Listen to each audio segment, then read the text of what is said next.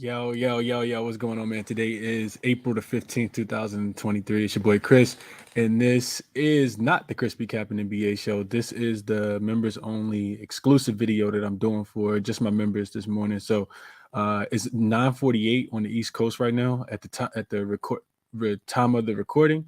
And we got four NBA playoff games that I want to kind of give you guys some analysis around. I do have five plays that I want to share with you guys as well in those four games. And let's start with a quick recap.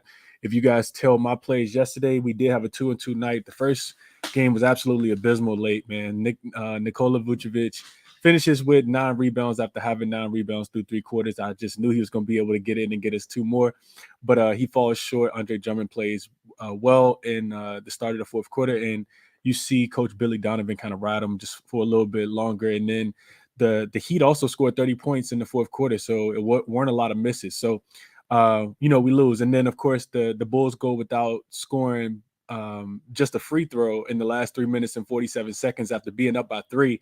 So brutal loss there just for them to kind of cover the 5.5. Extremely frustrating first game. Felt like we should have easily had a sweep last night, but we did get the Timberwolves. I added the Timberwolves first half to go with the full game. So we got the Timberwolves -3.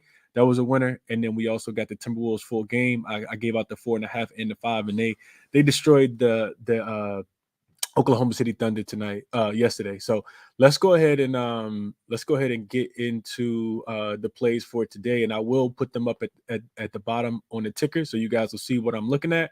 But I want to give you guys some notes and some analysis, even on the games that I don't necessarily have a play on. So first game up, we got the Nets and the Sixers. This game will be played in Philadelphia.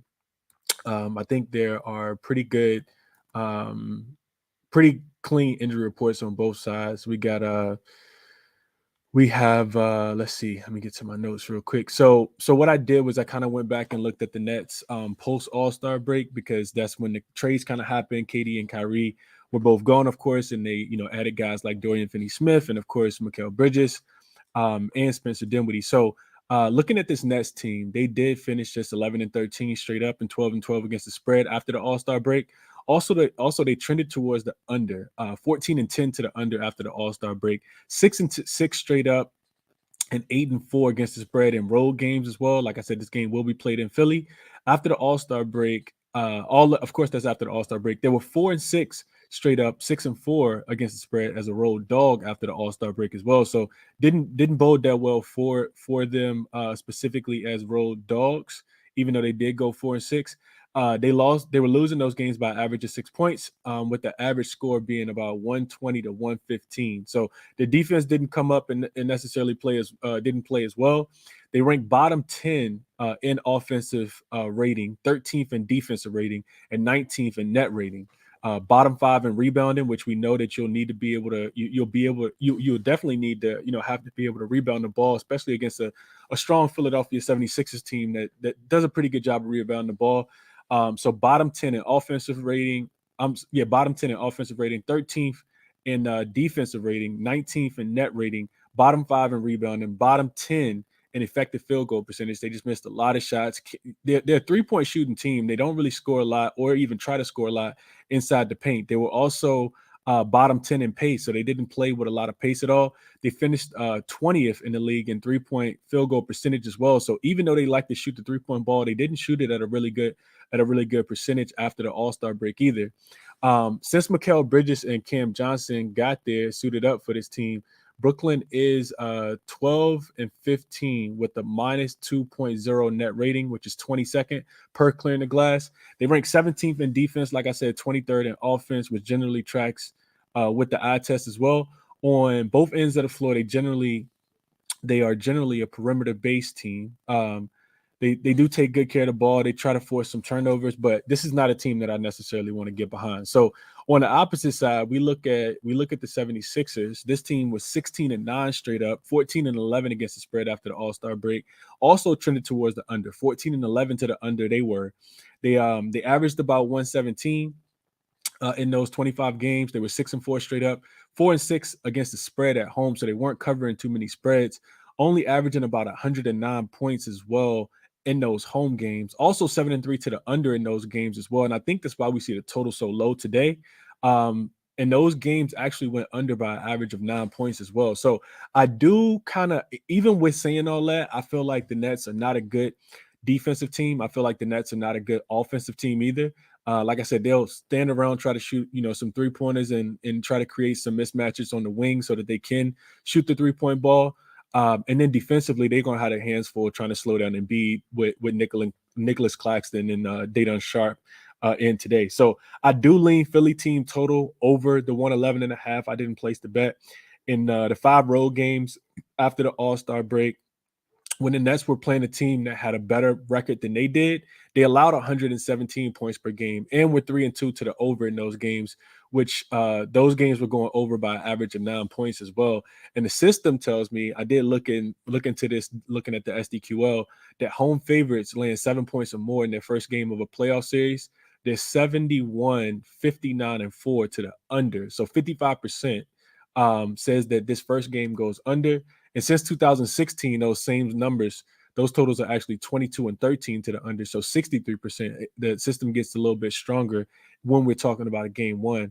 If those totals were below 220, which today we see a total of 213.5, they're 11 and 8 to the under. So 58%, with 6 of the last 8 staying under. So what I'm saying is, the system tells me that this game should go under, and if it goes under, I could see Philly coming out here and winning this game, with their defenses, which is why the Philly team total to go over is more so just a lean. I don't want to take the Nets team total to go under because it's only 104. But I guess that's a way you could look as well. So I just wanted to share that information with you guys. And then I do have 2 plays in this game, and I'm gonna get to those now. So I want to start with this before I give out a few of the player props that I like. First thing is, I will be targeting a lot of road players, unders, specifically if they've underperformed during the regular season and in their current matchup. Just because playoff intensity increases a lot, and I don't expect a lot of these players to get to, especially these high numbers that they don't even average, throughout the season. So the first player prop that I'm looking at, and it is going to be under. I like this play a lot. Is actually Spencer Dinwiddie, and I'm playing Spencer Dinwiddie to go under 17.5 points. Minus 110 is the best odds that I found. That was actually over on Hard Rock. I know that a lot of people don't have Hard Rock Cafe Sportsbook, but this line isn't extremely juiced. You can get it at a minus 115 or a minus 120 on other books as well. And here's my analysis around Spencer Dinwiddie. So he's played 12 road games since being traded to the Brooklyn Nets. And Dinwiddie has stayed under the 17.5 number in 8 of those 12 games. He's only averaging 15.3 points per game in those road games as well. And the books may be expecting him to step up in this spot, but I'm not. In the last 5 games versus the 76ers specifically, dating all the way back to the day after Christmas on 2021, Dinwiddie hasn't scored more than 17 points in any of those games. On the season, you look at Philadelphia defense versus the point guard position, and they've done, pretty well. They have a lot of, guards that can get out there and defend. We're talking about guys like DeAnthony Milton. Shake Milton isn't the greatest defender, but he can play defense off the bench. James Harden will be hiding in the corner probably on a guy like Dorian Finney-Smith. So I do think that Spencer Dinwiddie goes under.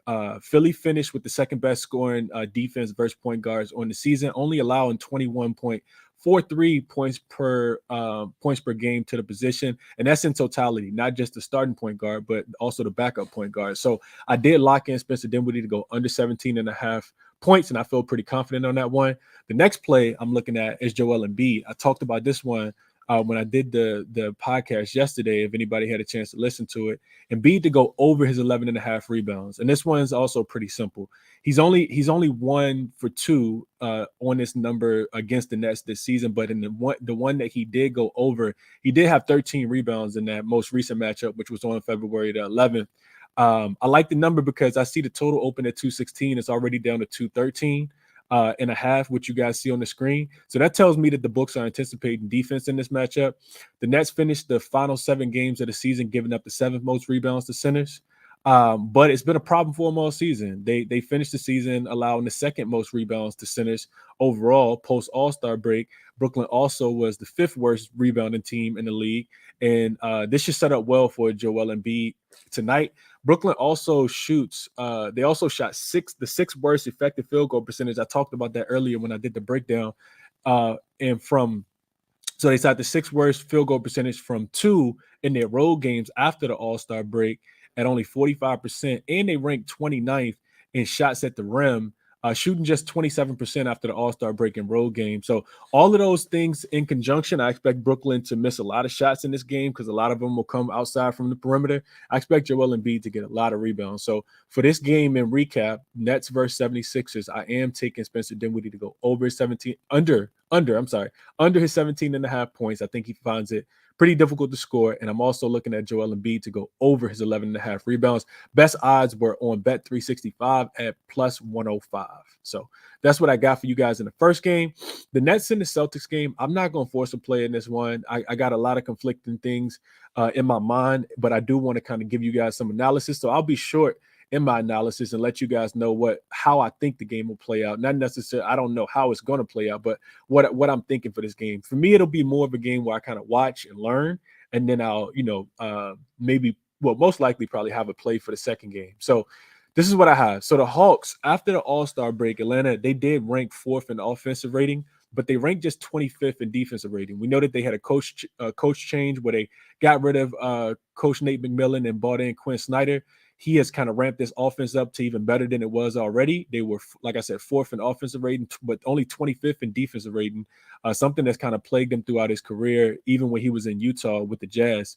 That pans out to the 14th net rating overall. They were the second best offensive rebounding team, which I think we saw in the Miami play-in game earlier this week, where they doubled the Heat on the boards. They did finish 8th in defensive rebounding, 3rd overall in rebounding, and they played at an extremely fast pace. They finished at the 4th fastest pace. All of this, of course, is all after the All-Star break. They allowed the 8th most assists, and they allowed teams to score a little under 122 points, 121.7, good for 27th in the league. So the defense has been trash, as I kind of indicated, but their offense, they can score. You look at the Celtics after the All-Star break, this team specifically just after the All-Star break, they finished 5th in offensive rating, 2nd in defensive rating, and 1st in net rating. This is a really, really good team, man. 7th in assist percentage, 13th in rebound, and 8th in effective field goal percentage, 23rd in pace. So they weren't necessarily playing extremely fast. They just take really efficient shots and they make them, like I said, 8th in effective field goal percentage. They were 2nd in opponent three-point percentage. So they typically do a good job of kind of running you off the three-point line. They allowed the 3rd fewest assists, and they allowed 110 points as well, which was good for 5th of all the teams post All-Star break. They did finish the season winning 8 of their last 10 home games, including 7 in a row, and covering 6 of their last 7 spreads as well. So I know that the number is inflated. The number just went up since I think it opened at 8.5 or 9. It's already up to 9.5, and you see the total going up as well. The thing that's conflicting for me is that the Celtics averaged about the same amount of points at home as they did on the road in the second half of the season, but their defense is what was the change. They gave up 5 more points on the road after the All-Star break than they did at home. So if efficiency on the defensive end is something that they really hang their hats on more so at home, whereas on the road they let teams score a few more points. So for that reason, I think that they could come out here and kind of slow down this Hawks offense. I know that the Hawks will play fast, but the Celtics pride themselves on the defensive end, and I don't necessarily think that they need to get to their team total that's sitting around one. I think it's sitting around 120, 121. I don't know if they need to get to that team total. That's the way I wanted to play this game. I think that they will exploit Trae Young on the defensive end. They did so in the last game. During the regular season, the Celtics were a plus. They had an offensive. They had a 126.7 points per 100 possession against the Atlanta Hawks when Trae Young was on the floor. So they'll find him. They'll put him in screening roles. They'll try to post him if they can. And when the Atlanta Hawks help because they have to, they'll take advantage of that on the defensive. They'll take advantage and move the ball. We know that the Celtics are one of the more unselfish teams. Jaylen Brown should be fine and ready to play for this game. I think the Celtics should have all hands on deck, and they probably smashed the Atlanta Hawks today, but I didn't play it. Just kind of wanted to bring you guys the analysis. I'm not too keen on playing a lot of game ones. I kind of like to sit back and watch how they go, and more so kind of focus on the player props. And then, probably make a play in the second game of the series. So those are my news. That's the news from me and the notes that I kind of have on this game. No play at all, no size, no totals. Transitioning, I'm going to try to be quick. The Knicks and the Cavs, because we got 2 games left. Knicks and the Cavs. This is another game that I don't have a play on. I didn't play anything in this one, but I do have a strong lean towards the Cavs. I'm looking at them probably first half. The first quarters have been extremely volatile for me, at least throughout the entirety of the season. So I'm not necessarily going to, jump in on the first quarter at all. But the Cavs have been a really good, when they're a home favorite, they typically come out and establish the tone in this one.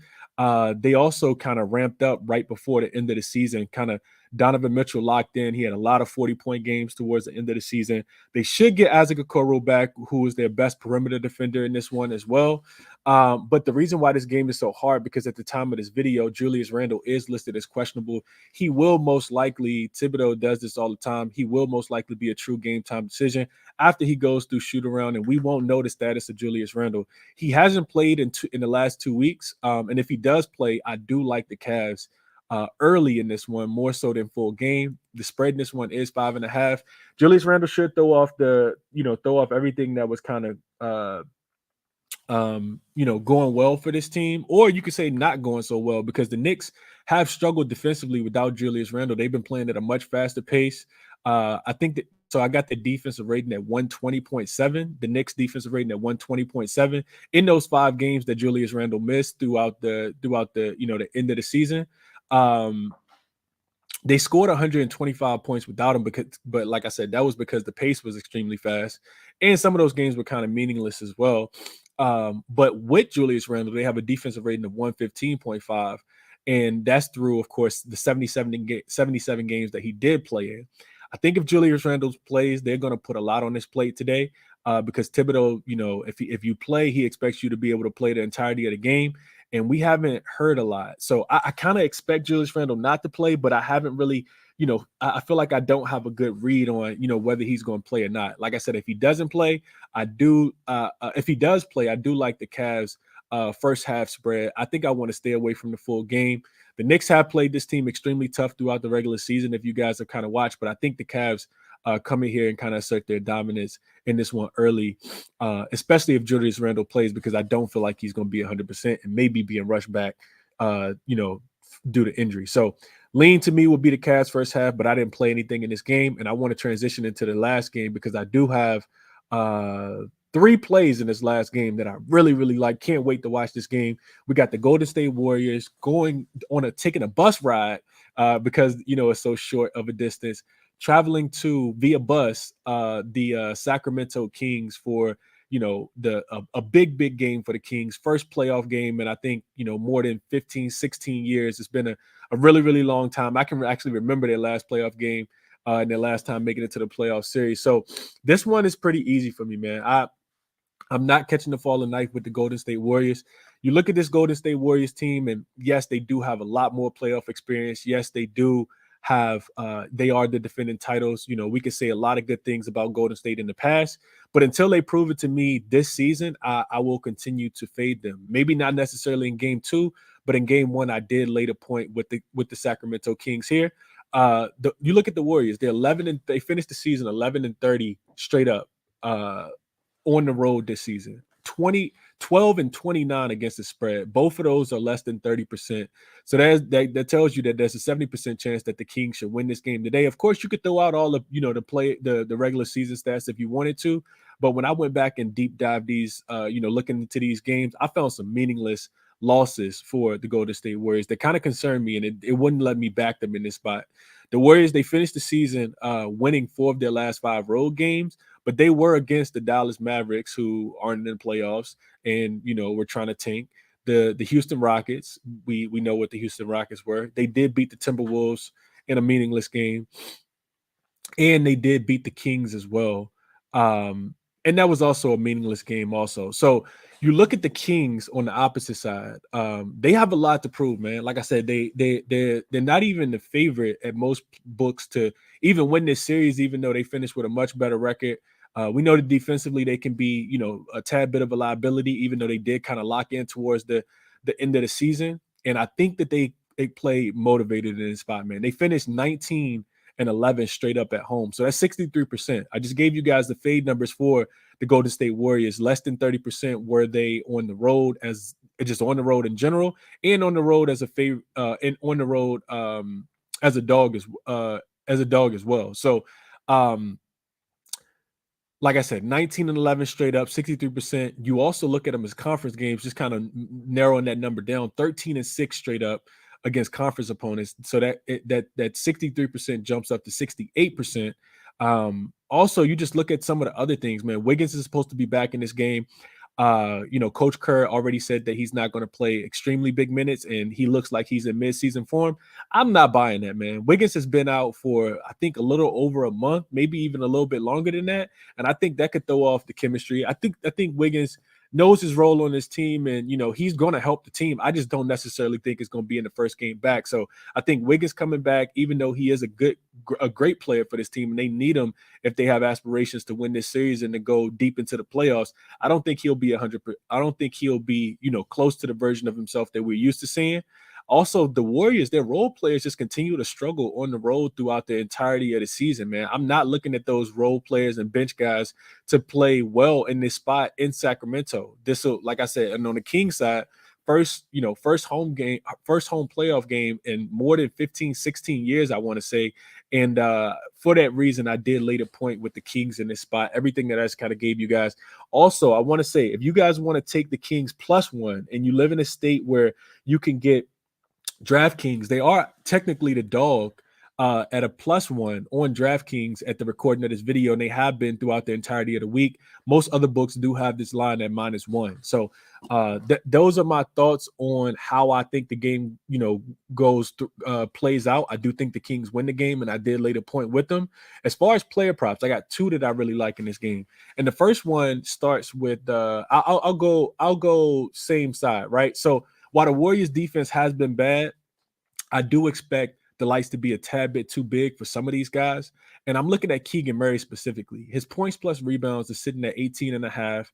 And I think it's a lot that could go wrong for a guy like Keegan Murray. The lights could be too big, absolutely. But I also think Keegan Murray could potentially get played off the floor if the Golden State Warriors are hitting on all cylinders. Keegan Murray is a guy that you'll see get yanked pretty quickly at certain points in times throughout the game by Coach Mike Brown, because he is a defensive liability. I mean, it's only his first year in the league. He's out there for his offense, but nothing really more than that. He spaces the floor. He allows, Sabonis to be able to operate at the top of the key and a lot of those, pick and roll, pick and pops. And same thing for De'Aaron Fox, right? So while he can stay on the floor if Golden State's not playing, a lick of defense, I do feel like Keegan Murray, the lights could be a tad bit too big for him. If he goes over the 18 and a half points plus rebounds today, I'll probably jump back on it in game 3 when he goes to Golden State, because I feel like that might be a spot where, he really struggles to perform in his first playoff game on the road. So I did take Keegan Murray to go under 18 and a half points plus rebounds. I think that, like I said, he could potentially get, played off the floor or see his minutes decrease because of guys like Kessler Edwards, who maybe have his services needed just a tad bit more because he brings a much more of a defensive component to this team. So I did take Keegan Murray to go under. He was 2-2 to this number against the Golden State Warriors. The both games that he went under, he kind of flew under the total. And then a couple of those, but it's regular season doesn't really mean a lot when I'm looking into these numbers, just because one of those games was a meaningless game at the end of the season where they didn't have a lot to play for, and he didn't play that many minutes. So that's my first player prop in this game. And then the second player prop kind of goes into, the analysis around why I like the Kings. And that play, the second player prop is Steph Curry. I played this over 29 and a half points. Now, definitely shop around for this number because it can be 30 and a half on a lot of books, but you can get 29 and a half without laying a lot of juice. And the best number that I saw was -115 on DraftKings. I always try to bring you guys the best number that I see available for these props as well, so that you can go straight to that. Maybe you don't have that book, but maybe you kind of see what's fair based on the best odds that I have. I do use OddsJam to show me the best lines, and I want to make sure that I share those with you guys as well. So getting back into Steph. Steph had 2 games where he's went over this 29.5. It's playoff time. I don't think there's a lot, much to say about this. 33 and 47 points in 2 home games versus the Kings this season. Last game of the series was a throwaway game, so you don't really kind of count that one. It was a meaningless game. Steph has carried this team on the road. 29.5 points is what he's averaged on 49% shooting and 40.5% shooting from 3 as well. I already mentioned I don't think the role players step up in this spot. And I think that, a lot of that offensive firepower has to come from guys like Steph and Clay and Jordan Poole. And, I think Steph puts a lot of that burden on himself. We saw what he did in the playoffs last year. And this is prime time Steph step up type time, right? We know that the Kings aren't the greatest defensively as well, specifically against guards. And you see extremely high total. It opened at 237.5. It got bet up to 239.5. And I'll tell you guys this, and then I'll move on and give you guys a recap. But I looked at road games when the total was 235 points or higher this season. Steph actually had a stretch in there between January the 6th to March the 17th. So about a 2-month span, little over a 2-month span, where he scored anywhere between, he had 8 consecutive games where he scored anywhere between 28 to 50 points. And these are all road games where the total was 235 or higher. And a lot of that is because they don't play a lot of defense. So they got to rely on Steph to be able to put the ball in the basket. The Kings rank right in the middle of the pack, guarding point guards defensively. But they did finish allowing the last 7 games of the season, allowing the 6th most points to shooting guard. So Steph Curry to go over. I'm going to get the banner up so you guys can see all the plays. But Steph Curry to go over his 29.5 points is my favorite player prop probably of the day, if I'm being honest. I do love the Spencer Dinwiddie under 17.5 as well. So, yeah, 27 minutes in the books. This is, members only. I will release it later for everyone to kind of be able to watch. But top 5 plays of the day is Spencer Dinwiddie to go under his 17.5 points in that first game between the Brooklyn Nets and the Philadelphia 76ers. Staying in that same game, I love Joel Embiid to go over his 11.5 rebounds. It feels like it could be a 15 rebound type game for Joel Embiid as he continues, his campaign for the MVP of the league as well, because, people, the voters can say, a lot of different things, but let's just say that Joel Embiid will, want to validate why he should win the MVP as well. I like Joel Embiid to go over his 11.5 rebounds. Spencer Dinwiddie under 17.5 points. I did play the Kings. I laid the point -1 for the Kings. Keegan Murray to go under 18.5 points plus rebounds. And Steph Curry over 29.5 points. Best of luck if you guys are tailing any of those today. Hopefully we go 5-0. That'll be the goal. And then we got more playoff basketball tomorrow. Leave me a comment in the section. Leave me a comment and let me know your best bets for it today as well. And let's cash these tickets today, man. Best of luck to everybody on all the action.